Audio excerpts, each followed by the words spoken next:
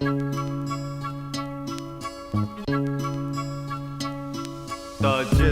Master and the Squid. Thugjitsu Master and the Squid. Thugjitsu Master and the Squid. Thugjitsu Master and the Squid.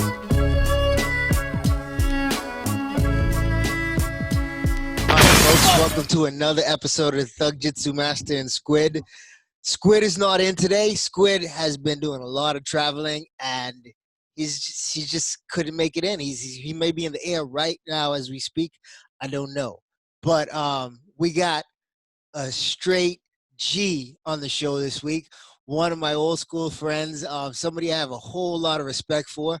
And, man, it's the man. It's the man, Cub Swanson. And Cub, bro, I got to say, you look good in your comeback fight after the bad ACL tear, man. How you feeling? I mean, I feel good, kind of on cloud nine still. I put a lot of pressure on myself to go out there and perform. Everybody had a hard a hard year being 2020, and that's the same for my household. Neither one of us was working. Had 3 toddlers running around all year, and it's like at the end of the year, I knew that I could make it work to fight and be ready. And that was my mindset all year. So when it finally came, it was like, all right, it's time. You better do your thing. But I just felt like it was a good opponent. Everything went well, and man, this is the reason why we do this, right? To have those fights. Yeah, man, and you touched on it. You said something in your post-fight interview with Rogan, and you touched on it just now, talking about you put a lot of pressure on yourself. You said, you had a lot of thoughts going into this one, a little bit of worries and things like that. Tell me about that, because I think I understand, but I want to hear your words. Well, I mean, first of all, I wanted to speak on it just because, we're in a time of a lot of people being a little fake or trying to have personalities, and I just want to be honest. I want to be real, and I want to give people what's really going through my mind. 'Cause I think it helped me when I saw GSP one time. I was backstage with him. I was with Joe Daddy, and GSP kept complaining about how he didn't want to be there. And I'm like, dude, you're untouchable right now. Like, what are you talking about? And he's like, Coach, I don't want to be here. I hate this. And I'm like, what? Like, you're about to, everyone's here to see you. You're the main event, So it just kind of reminded me of it helps me remember that everyone goes through this, and people could say they don't, but I just wanted the younger fighters to know, hey, this is part of it, and we all deal with it. And part of what makes us tough is that we get in there anyways, we could give ourselves an out, oh yeah, I'm hurt or this or that, but we signed the dotted line. We're grown men. We ask for it, and we go in there and either we take our loss or we take our win, and that's the way we go about it. I get it, man. And I remember that feeling, that feeling of nerves before the fight, the feeling of a little bit of self-doubt, but you still have the confidence because you put in the work. But after having that much time off, I was injured once, been out of the cage for a year, got back in there. I remember the feeling vaguely, but it's fresh for you, man. Explain that to everybody. Explain what it's like to be out for injury, have to go through all the rehab and then a training camp to come back against, guys who haven't had to suffer from anything drastic like you did in the recent time. Yeah, well, with the time frame that I wanted and that I was shooting for, I really didn't have a whole lot of room for error. So by the time I did start sparring a little bit, and started to get kicked, started to get taken down, started to grapple, live without thinking about it. I only had, I didn't have really any extra weeks. In fact, I was shooting for the end of November, and then the UFC told me December 12th. I was like, all right, that's 2 more weeks. I'll take it. That made me feel a little bit better. But all the way up until the fight, I was still having to ice my knee every day. It went from 4 or 5 times a day to just at least once a day to try to calm it down.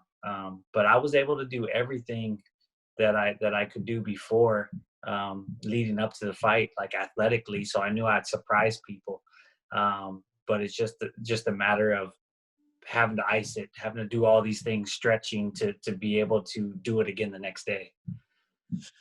An ACL tear I mean, that used to be a career-ending injury for high-performance athletes, you know, probably 20 years ago, maybe even less than that. But you came back from that and you fought a tough guy, man. Daniel Pineda is no joke. He's no slouch. And you look good out there. Like there was he had some successes. He was landing the leg kick. There was one scramble you guys got into where he looked like he was attacking that leg lock.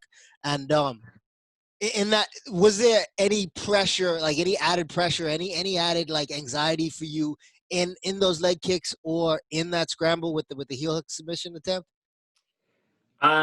It was happening so fast, but I remember like I knew that he was trying to set it up, but I was trying to maintain top position. I didn't want to give that up. And I when he was starting to lock it up for a second, I was like, "Come on, are we really gonna end up in this position?" But yeah, I was staying confident. But man, my grappling partners are pretty sick, and they're all wrestling background, so I feel like I do well in those scrambles as long as that person's my size. But yeah, I knew how big he felt once I grappled him, and so it was a concern for me to stay on top. I definitely think my jiu-jitsu game is always underrated, and my top game is pretty good. So I felt confident there, and I just didn't want to be underneath of him. And you know, I know he's someone that throws elbows like crazy, so my goal is to stay on top. You heard him a couple times. You heard him in the first round towards the end. I felt like you were winning the round, and then after the takedown, when there was this, the leg kicks. That's what it was. Some of the leg kicks they seem to be affecting you, right? Yeah. And I feel like maybe he was stealing back the round a little bit, but then you stunned him late, like in the final minute of the first, and took the round back, and then you kind of pulled it on. He was able to take it, man. Tell me your mindset.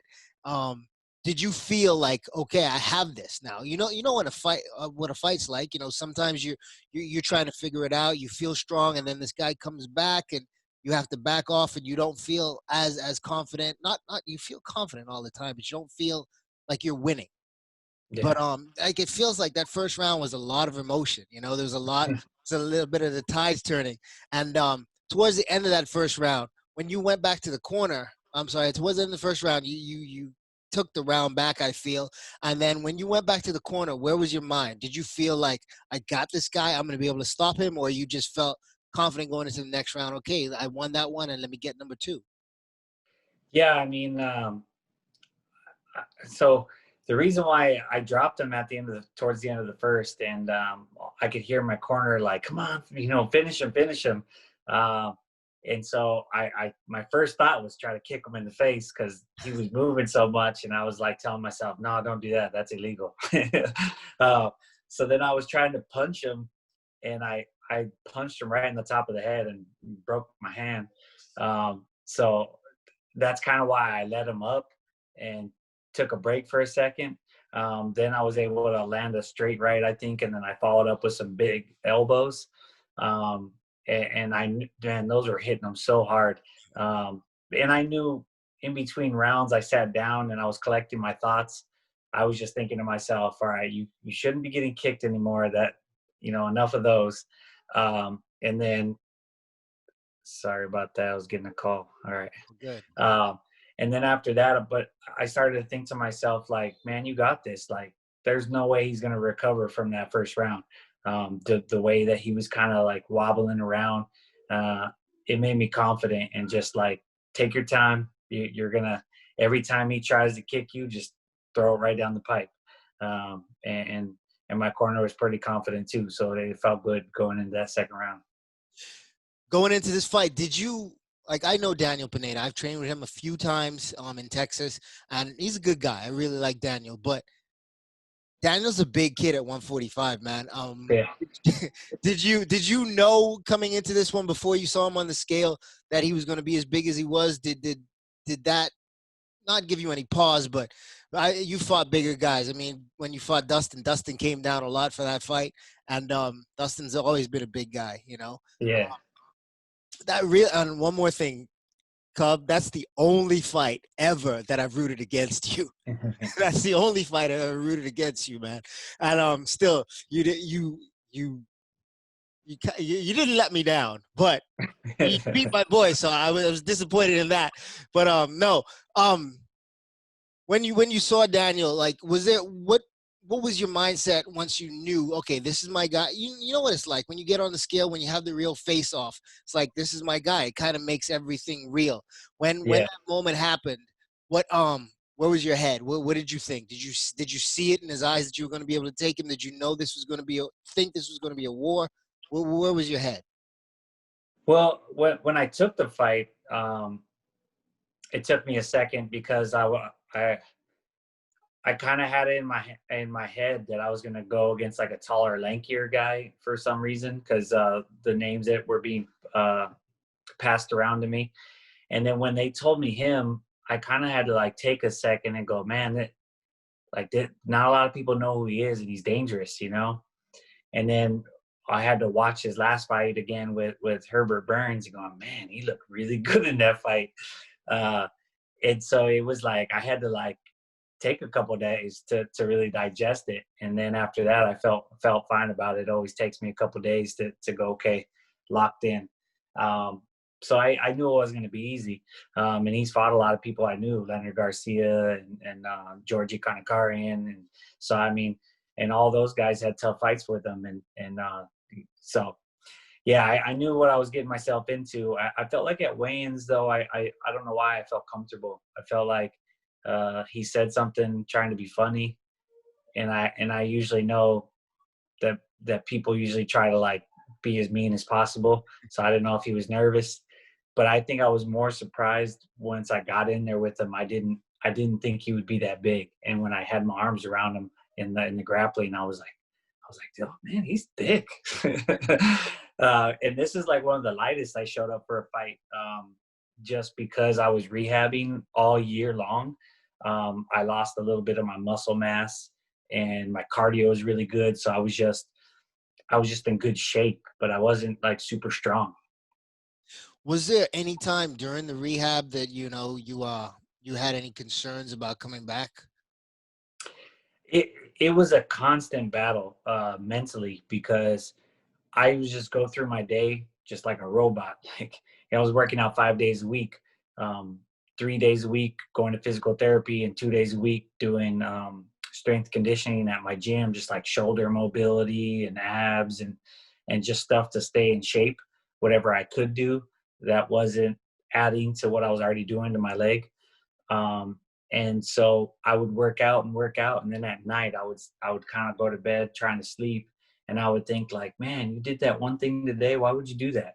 Why would you put yourself in that situation? So I felt like I was constantly second guessing myself, whether I should push harder, if I'm not pushing enough, like, did I do too much? So it was like constantly like I always needed I couldn't wait to see my doctor and go, did I tear it? Did I mess it up? You know? And so I constantly needed that to know, okay, keep pushing. So it was just a mental battle the entire year. Now, a lot of guys, like in this sport, a lot of people get injured. And I'm not concerned, but I'm curious if it's different for everyone. I've had a few injuries, had to go through rehab, and the injury was never really in my mind except when I'm doing like my rehab and physical therapy, but when I'm training, it was never in my mind. While you're training, when you were getting prepared for this fight, was your knee ever a concern? Before and after, when I'm in there, it didn't, I'm a fighter. It's like, go, okay. And then afterwards you think about stuff that's what I've always known. And that's why I had to be extra careful, is because once we glove up and we go, I would have, my training partners going, okay, that's enough. When I first started, sparring and things, I would freak them out. So yeah, you know how it is. It's like they let the leash off, and that's why I would think about it late at night when I was laying down, and I go, why would I even put myself in that situation? Why would I push it that much? Like, what are you thinking? You're risking a lot, Yep. Because that was a big fear of mine at my age. And I didn't want to tear it again. Like that just wasn't an option for me. So my goal was to push it in a smart way without being stupid. Cause like, I feel like I'm a good athlete. I can bounce back, but I'm 37, like know that you're not healing super fast. So just do all the little things, do the things that you need to do. It's one of those things where when you say you look back at your training day or your session, and you kind of worry about something that didn't happen because of things that you did or what the potential could have been, right? Um, Yeah. I get it. It's kind of nuts, but anyway, I won't even talk about that. Here's another question I have for you, man. Okay, so you got this hurts. You got hurt. You got injured, in the quintet tournament, right? Um, Mhm. and did that put you off of grappling tournaments while you're still competing, or you're still open to the possibility of doing something like that again? I can't risk it. It really bummed me out. And I knew it right away when I got hurt. I was like, man, this just ruined it for me because I had done so much grappling for the Crone fight, and then we didn't grapple. And I had made so many strides, um, that I wanted to show it off and I wanted to have fun. And so the quintet thing was like, it was perfect. Um, but yeah, after that, I can't do it. Not until I'm done officially fighting, which sucks because people don't really know that before I fought, I had maybe 70 grappling matches when I was a white and blue belt. I did tournaments consistently. And that really helped, get me good real quick. So that was kind of my background. I was used to it. And then I didn't do it for 15 years. So, uh, I wanted to get back to it, have fun, and do something without so much pressure, like the fighting. Yep. And yeah, but now I can't. And I was still playing soccer up until right before I tore my knee too, and in a 35 and over league, and I don't think I can do that anymore either. Yeah, it's one of those things you got to put off until you hang them up. But hey, you got something to look forward to when they're hung up. I'm Hmm. sure the grappling world would love to welcome Cub Swanson to the side where they don't have to get punched in the face by you. You know what I mean? Yeah, yeah. I mean, like I said, I would love to do it. And I think it's really cool that they're doing these wrestling matches and the grappling matches, the super fights, people getting paid. Uh, I'm starting to see wrestlers versus MMA guys, like crossover matches, and I think it's awesome. Because even with the YouTube boxers, people ask me about that all the time. It's like people forget why MMA was created in the first place. They wanted to see what happens when you take this person versus this person. That would never really happen unless you create an event. And that's what the UFC is. It's hey, what if you took this person, and they fought, Right. or they did it with this set of rules. It's interesting, and you're curious, and that's why I love it. Yeah, I can dig it. And now, I mean, something that was just a thought in people's head now has become its own style. Mixed martial arts is its own style, and there are different styles within mixed martial arts. So that's a real fun thing, man. Um, you have been a perennial contender, Cub. You are always a challenge, always a threat for everyone who's been sitting at the top of the division. Where were you sitting in the rankings before the injury? You were in the rankings, weren't you? No, I had gotten dropped after I lost to Burgos, because Okay. I was 4 in a row. And then yeah, I thought they might try to throw me a bone and help me get a win or something, but they asked me about fighting Kron, and I knew it was like a tough matchup, especially with my history of getting submitted. But I wanted to punch him, so I wanted to take the fight. But yeah, I'm kind of I'm kind of enjoying the not having the rankings, because the for so long I was in the top 15, and I had fought everybody in the top 15, and they kept saying, well, we don't really have anyone for you to fight. You fought everyone. We don't really like doing rematches. So they were kind of like waiting for, new guys to break into the top 15 so I could fight them. And then I'm fighting people behind me. So it got to a point where it was just being a pain in the butt. Now, like literally, when people ask me, who do you think they'll give you? I'm like, I have no idea. And it's kind of exciting. It could be anybody, and I don't care. It's like, tell me who. Okay. Okay, Simple. so you don't care, but is there anybody that you want? Anybody at 145 that you would love to step in there against right now? I mean, I've said it. I'd like to go Burgos again, because I feel like I could have done so much better in that fight. Um, and I think he's tough as nails. He keeps a high pace. But yeah, anybody else? Anybody? I'd really like to get some guys, some old school WEC guys. I was talking about this after my fight. Yeah, at 35 would be tough. At 55, 45, whatever. Like give me one of the old school WEC guys. Since they were throwing around the Banff belt, why not throw out a WEC belt? Just for a one-off. Yeah, kind of like an intercontinental champion, right? Yeah. Be I like think, old school WEC heritage fight. yeah. No, man, I would. First off, I would watch Cub Swanson fight anybody. So, I'm down for that. Just put Cub Swanson on a card, and my eyes are locked, man. So make it happen. You won this last one against Pineda, and that was the featured prelim on a really good card, man. The fights were great. Looking at it on paper, you expected to have some good fights, but I think they kind of showed out even more so than I expected. And now, coming off of that W, I think you're in the position where you are a feature fight again, or you open the pay-per-view. Yeah. When do you want to get back in there? I mean, I'd like to soon. I mean, my hand, obviously, it's not too bad. Looks like just a fracture. I wasn't sure if I was going to need surgery or not, because I broke it where a plate was, but it's all right. I think the thing I was most excited about this fight was I finally felt like in the right mind frame as a mature fighter at this point in my career. It you know how it is when you have like superstitions, or you do always do things a certain way, and it's like I just couldn't do things the way I used to do them because I'm not that person anymore.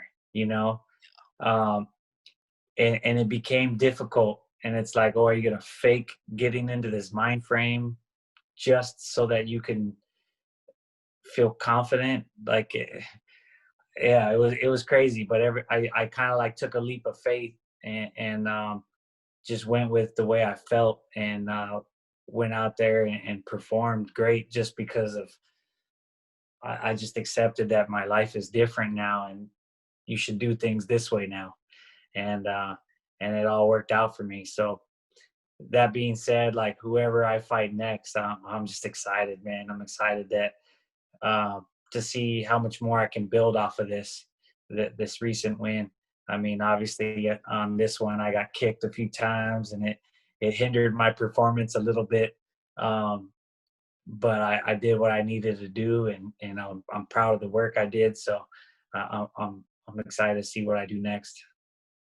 I'm listening to you right now, and I now that I'm not doing it anymore, I really try to focus on the mental side of it, because that's what I can hold on to for for the rest of my life. I won't ever step back in there in that capacity, but I can remember those feelings. And when I talk to guys like you, real people, real fighters, guys who this shit is not like, oh, I want to be famous, so like this is just like, well, if the UFC wasn't a thing, what would you be doing? I'd be working a job, and I'd still be fighting people.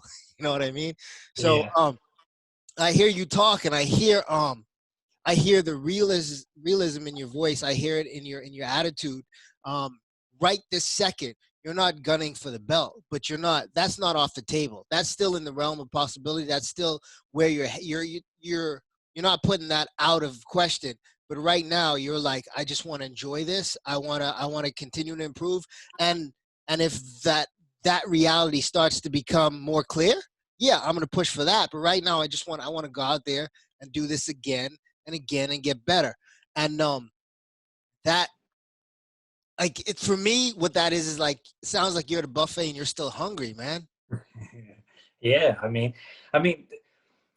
I'll ask you, do you feel like you ever had the performance that you know you were capable of? Do you feel like you peaked, you had that perfect performance? No. Yeah. I don't know if there's And such a does that thing. bother you? Yeah, it does. So see, that's what I'm saying. Is like that's still what I'm chasing, man. Like everything else is nice, shiny belts and all that. Like of course, if that opportunity comes, but if I really, really ask myself, and you know, when you contemplate, okay, I've been injured a bunch, or should you still be doing this? You have to ask yourself, well, why'd you do it in the first place? And then it was like I wanted to become a better person. I thought I was, you know, if I'm being honest, when I was a kid, I thought I was a little soft. My brothers picked on me, made fun of me for being a little bit of a mama's boy and being soft and being the youngest. And I always wanted to toughen up, and I felt like this sport toughened me up. It made me a bad dude, you know, and I'm grateful for that. The other thing that I really wanted to do was see how good I could possibly get, you know, like on some Bruce Lee shit, you know, like everyone marvels at that guy. When I watched Anderson Silva in his prime, I'm like, man, he makes it look like easy, and that's not easy. It's not easy, you know, but he makes it look easy. Like that's a master, you know, and that's kind of how I want to, you know, people to see my fights. I want them to be like, wow, how did he do that? That's crazy, you know, and then that's the level that I want to, you know, obtain, and then be so comfortable in that when I retire and I'm done, I don't have any regrets. On day one, Cub, did you walk into the gym with the intention of becoming a professional fighter, or was it just about I like this. I just want to learn more about it and how to do it. Well, I had been playing soccer, and I had to kind of give up that dream. I had gotten out of juvenile hall and I went to a junior college, started playing soccer on, you know, starting lineup. When I was 17 on a college soccer team, and then with life and everything, I couldn't sustain it. I couldn't work and do all the things. I didn't have the work ethic back then, um, and I just kind of partied and you know, doing drugs and smoking and drinking, and it became the norm. And I remember waking up every morning just feeling empty, you know, like, man, my life's just going by. And when I walked into a jiu-jitsu school, I thought it was going to be like Taekwondo or something. I had no clue what it was. And I was like, I'm pretty sure I'll beat up most of the kids in there because, you know, they're nerds, you know, and these guys just mopped me up, you know, and they were nerdy dudes, but they had skills. And I was like, you can fight on the ground? This is crazy to me. And literally, I went every day for a week, and then me and my a bunch of my buddies and brothers, we were going to go on a little trip. And after that trip, when I came back, I told my coach, like, I'm here every day, like I'm gonna be your best student. And he didn't even remember my name by then, because you know how it is when new guys come in and they come and go. They could talk, and you're, yeah, okay. Like my students, I wouldn't remember their name for like 6 months. You know, like you got to put Yep. in time. You know, you're like, you're just so and so. You'll be gone in 2 months. Like, you know, um, but I stopped doing drugs literally that day, that I told my coach that, and it's been 17, almost 18 years. I just was like, this is my new thing. And that coach since has passed away, and which is a super sad story. But yeah, I remember it all. It was very impactful for me. I can dig it, man. I appreciate that. Yeah. Cub, man, there. I mean, I've been around a lot of guys in this sport, you know. And I can list off a couple guys who I get this feeling around from the first time I met them. You know that this is who they are. This fight thing is not like, even if the world title wasn't a thing, you know, this is who you are.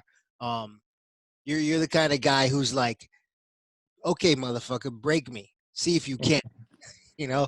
Yeah. So I really appreciate that. I feel that energy off for you, and not in a malicious way at all. Just like the confidence that comes with that. I get that off of people. I get that off of Dustin. I get Yeah. that off of Joe Schilling. You know, Yeah. Robbie Lawler. Like these are the kind of people who I appreciate, man.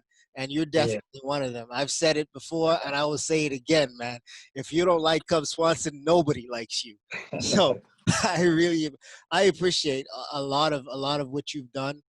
I appreciate who you are. I appreciate your friendship over these years. And man, I want to see you get back in there again. The next time you get in there, I can't wait. I'm excited to see it. I'm off the top of my head. I don't have somebody that I want to see you mix up with, but you know who I do want to see you mix it up with. I want to see Jeremy Stevens and Cub Swanson. You know, Again, yeah, I love that fight, man. I the first fight was dope. I yeah. enjoyed it, and you know, he's always, man, he's a funny dude. He's always like, man, you should come to San Diego. We'll hang out. Come stay at my house. And I'm like, all right, all right. He's like, hey, but we're still gonna fight again. You know, he gets all serious, and I'm like, all right. That's what I like about that dude, man. Yeah, I like when guys who I don't like it when guys who I consider friends face each other, because then it's like I have a hard time choosing. But I do Yeah, like it because it's always a great fight. You know what I yeah, mean? It's always a good fight, whether somebody gets finished or not. It's always a good fight. You and Jeremy, you and Frankie, Dustin, you and Dustin. You know, yeah, Robbie and Tyron. You know, like these things are just it's just what it is, man. I love real people, and you guys are definitely the cream of the crop of some of those guys, man. Cub, I really appreciate you making time to come in and chat with me, man. I'd love for you to come back. Hey, real quick question: you're free in your off time. I know you have 3 toddlers and a beautiful wife. You know, what about Cub Swanson time? Are you in any video games or any other sports outside of mixed martial arts? I try not to play video games too much because I get like addicted. You know, I'm so competitive, and then I get stuck. Like I'll play one game for like 6 months and try to like keep playing, and so I don't like to do that and take away from my kids. But I do enjoy golfing when I can get away with just the guys, have some drinks, you know, shoot. Like I don't even keep score. Like I'm decent, you know, but I don't keep score because I just don't want the pressure. You know, I'm like, man, my job's stressful. I won't come out here and be, you know, worrying about how many strokes. Like I'm just hitting the ball. I'll have some good ones, some not so good ones, but it doesn't bother me. You know, I see other people freaking out. I did have a guy threaten to kick my ass out there. It was pretty funny. Oh, I was like, oh yeah, oh yeah. And then when we got to the parking lot, he didn't say anything. I just took my shirt off in the parking lot and looked at him, and he just was like, but yeah. So I enjoy the internet. competing. You know, I'm just so competitive. You can ask my wife. Like, she doesn't want to play any games with me or nothing. So yeah, it's in my off time. I still love competing. I think that's what drives me. And you know what? I think one of the smartest things that I do as an athlete is I keep all the guys around me are like 5-0. You know, then I got some of the, you know, more experienced guys, but I got a lot of like 2-0, 5-0, just hungry young 20-year-olds that just want to kick my ass. You know, Yep. so it keeps me on my toes. One more thing, man. It also has to keep you young, right? Because that's another thing about this sport, man. At 40, I guess everybody knows at 44 years old, right? I'm still around a lot of these young guys. I'm on the East Coast right now. It's kind of stupid that even though I'm on the beach, I'm wearing a beanie because it's freezing cold over here. But I'm on the East Coast right now, and like these young guys like Tefan and Chukwe, who's fighting this weekend, Sadiq Youssef, like they kind of keep me young. They beat me up all the time, but it kind of keeps you young, and hanging out with these guys that are so much younger than me, it does that. And I guess it's the same for you, but you're also coaching these guys and instructing them. What's it like? What's the feeling when you see the success, when you see somebody use the things that you've helped them acquire to have success? What's that feeling like, man? It's a beautiful thing, man. It's like I of course, your own success is just so gratifying, but helping other people achieve their dreams is just as cool. Like it's fulfilling. I helped Juan Archuleta for his title, and he became world champ. It meant the world to me. And then just seeing guys. I've coached a lot of guys just on the lower circuit that went from amateurs to a few pros, and then they moved on with their lives, and I was like completely happy with that because they were honest about it, not trying to chase something that wasn't there. They got out what they wanted out of the sport. They had a goal, they achieved it, and they moved on, and I can appreciate that as well. So I feel like I learned a lot from all the guys I'm around. But yeah, I really do get a lot out of seeing them succeed. And then when they pull off my moves and make it look good, and then they give me credit, it's like, it's like stop. It's like one of those compliments. It's hard to take, but it's so beautiful to see somebody use your moves and give you credit. Yeah, man. I really appreciate that. And I think you made that so succinct in the way you explained that. Cub Swanson, man, you are one of the realest. And I've known people in the sport since, I'm talking about like from Sam Atkins days. So we're talking about like UFC 6, you know what I mean? So like you've always been one of the realest guys I've known in this sport. And I appreciate you from day one. And I know it's going to continue for the rest of your career and even after that, man. When I get back out to the West Coast, I'd love to go, hit the links with you at some point, man. So Yeah, for sure. let's do it Well, up. and I appreciate all the nice words, man. I've always said this, like, the fans saying, they love you and this and that. You got to take with a grain of salt because, they all say that, so it's hard to really know the true ones, but when I get compliments from my peers, that's when it means the most. And especially the OGs, I appreciate it, man. So it means a lot. It makes me feel validated, Bro, you're so valid as fuck, Cub. You are the man, bro. And I yeah. appreciate that. Yeah, next time you come out too, if you want to do some pads, um, I this whole camp I train with Mark Ruas, who I train with on and off. And if you want to do an hour session, me and you, man, it's fucking brutal, but it's awesome. He's such a G. He terrifies me, man. But come and do an hour session, me, you, and him. It'd be awesome. I would love to, man. I've never trained with Marco, but I've had a couple experiences with him. I fought in the LA Underground back in like '99, and him and Boss were friends, and I was cool with Boss at the time, and Marco had to drive me out to the fights, and we were just talking. Like he didn't speak any English, I didn't speak any Portuguese, so we were doing the best we could to communicate in Spanish. But Yeah. Marco Rios is the man, man. I love that, and I did see a video you posted with you and him, and I was like, Cubs with Marco. So that also warmed my heart because I do love that guy, man. Him and what he did with Pedro, and that's old school. You know what I mean? That's Yeah. old school, and I appreciate like you're the next generation, man. I'm like it's Marco, me, you, and like I'm like right in between. But Marco and you were two generations. You know what I mean? And Yeah. I was saying this to Bay that you, man, you're one of the last OGs. These guys who fought in the WEC. Like you're one of the last real ones, man. And I really, again, I just gotta say, I love Cub Swanson, man. And like, if you don't like Cub Swanson, then not only does nobody like you, fuck you, because I don't like you either. So that's what it is, man. I would love to get you back in here one day, any day you want. And even before your next one, if you're up for it, man, come back in, chat with us, and we'll get Squid, because Squid is great at introducing people, and he's great at talking it up. So we'll get that All going right. too, man. All right. I'd love to be on, and yeah, hopefully I'll get some. This will heal up. I'll get some news, and we can wrap it up. I love getting interviewed by fighters. I like I said, I did yours and I did Mike Swick before the fight, and I just like good people. Like sometimes the media be frustrated me with their headlines. Oh, yeah, with the clickbait. I'm going to find Yeah. some clickbait phrase in here somewhere and post that. Yeah, and I'm like, that wasn't even anything about the interview. You asked me that with like 10 seconds left, and then that's the headline. But yeah, man. Anytime, I'd love to, and hopefully we'll hang out soon. For sure, Cub. It's good to see you, man. I gotta get again. I love the logo, man. I love the bear cub, and I gotta get some more of those things. I got one of them a while back. You didn't even know about it, but I got Oh, some more of those, man. Those are all dope. right. I really like Well, the picture. remind me and I'll hook you up. Word, word. All All right, right. let's get it, man. You take care. Take care of that lovely wife and kids of yours, bro.